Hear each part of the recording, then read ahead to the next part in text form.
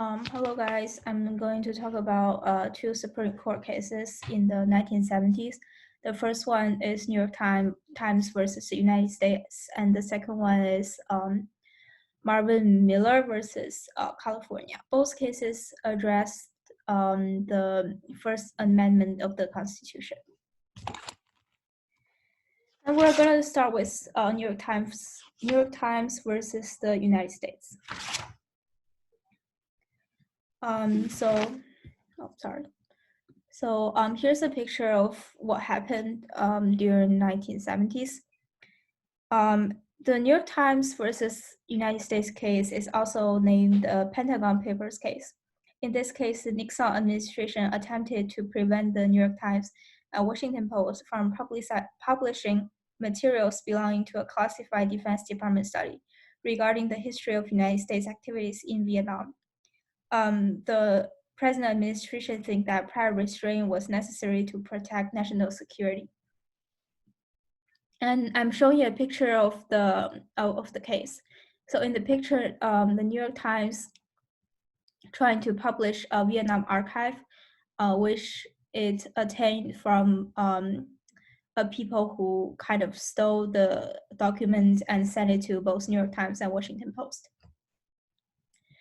The advocate of this case is Alexander M. Bickel for the New York Times and Irwin N. Griswold as Solicitor General representing the United States. The facts of this case, it was argued on June 26, 1971 and decided on June 30, 1971. So it was a really short case and it was decided really quickly by the Supreme Court. The judge in this case involved Berger, Black, Douglas, Harlan, Brennan, Stewart, White Marshall, and Blackmore. Six of the judges ruled that prior restraint wasn't justified, and these including Black, Douglas, Brennan, Stewart, White, and Marshall. The case was first advocated in the District Court for the Southern District of New York, in which the court held that the government had not met the burden of showing justification for the imposition of such a restraint. And the Supreme Court agreed with the lower court's decision that the president does not have enough motive, evidence, or whatever it is to enact a prior restraint on what the New York Times and Washington Post want to publish about this Vietnam archive. The concurring opinions with the court involves Black, who said that the speech that criticizes the government is one of the most important types of speech that is protected under the First Amendment. National security interest doesn't give the government the right to prohibit speech. And also Stewart, who said that executive branch has immense power over foreign policies, and it's important to make it transparent to the public. The dissent opinion of Berger held that prior restraint wasn't justified, but further deliberations and investigations were needed. Berger didn't say that the prior restraint is legal, but he think that at the time of the war and with lots of pressure on the president and the people, there should be more negotiations before such a quick decision was reached.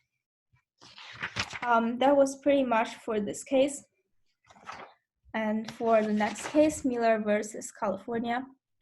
What happened is Miller, after conducting a mass mailing campaign to advertise the sale of adult materials, was convicted of violating a California statute prohibiting the distribution of obscene material by the state trial court of California. So the adult material, including books, mainly consists of pictures that is involve two or more people engaging in sexual conduct. And some of the receiver of this book was not content with what they got. Let's look at the facts of this case.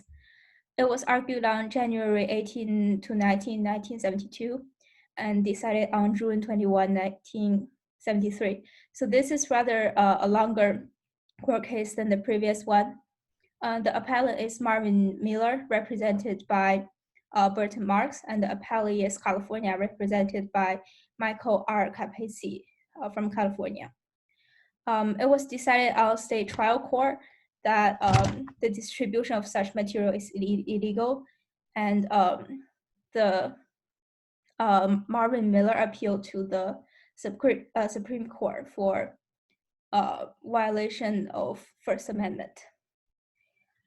This course is really important because it kind of set up what we now know as the Miller test, the three-pronged test to test whether obscene materials can be protected by the First Amendment. So the test specifically says that first, whether the average persons applying contemporary community standards will find the work taken as a whole appeals to prurient interest. And second, whether work depicts or describes in a patently offensive way sexual conduct specifically defined by the applicable state law. And third, whether the work taken as a whole lacks serious literary, artistic, political, or scientific value. This case is really rather controversial because there are two previous cases held that holds a different opinion on how to judge whether obscene material can be protected by the First Amendment. It's 20 hours.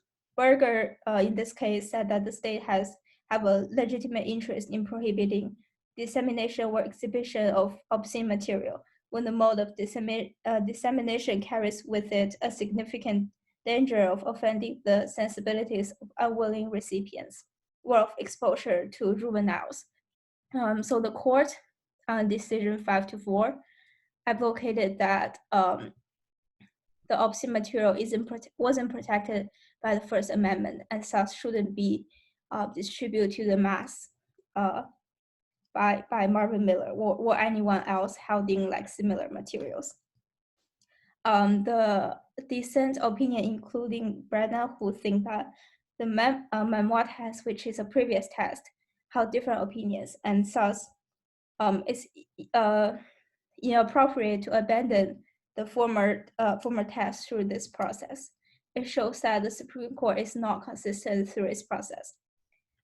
So this is the basic facts of the two cases, and I want to say they both address the First Amendment. The first one addressed to free speech, and the second one addressed to protected speech. They're both very important because they kind of set a standard what speech is protected by the First Amendment and which is not, and it set a standard of obscene speech that is still being used today to kind of deciding facts of a case. And also the first one, the New York Times versus United States, kind of actually helped to end the war because the people's dissent over Vietnam is very serious. And the article kind of says that the involvement in Vietnam and other countries by United States a little bit too much. The speech against the government should not be prohibited and should be, because that is kind of the right to speech, which also gave us the right to assembly and to petition. That's basically it.